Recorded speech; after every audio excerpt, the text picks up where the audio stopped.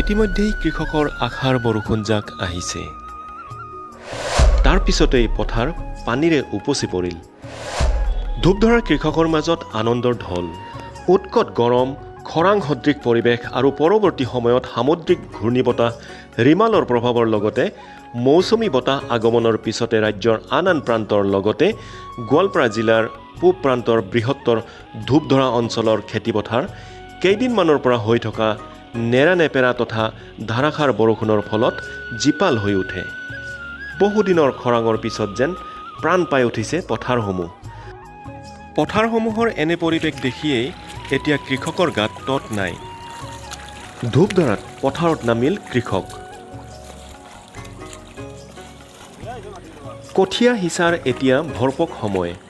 ইতিমধ্যে পলম হৈছে যদিও পথাৰত পানী উপচি পৰা দেখিয়েই হাতে হাতে হাল কোৰ লৈ কৃষি কৰ্মত ব্যস্ত হ'ল ধূপধৰা অঞ্চলৰ কৃষকসকল।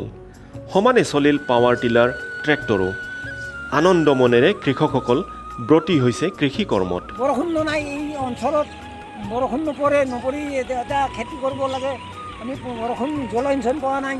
এতিয়া ওপৰৰ পৰা মালিকে দিছে, দি এনে জলসিঞ্চন দিয়াৰ কাৰণে আমি এতিয়া হাল নুমাইছোঁ। এতিয়া আমি অঞ্চলবাসী ৰাইজেতো আৰু কোনো হাল মাৰা নাই। আমি এই পানী পাই হাল আৰম্ভ কৰিছোঁ।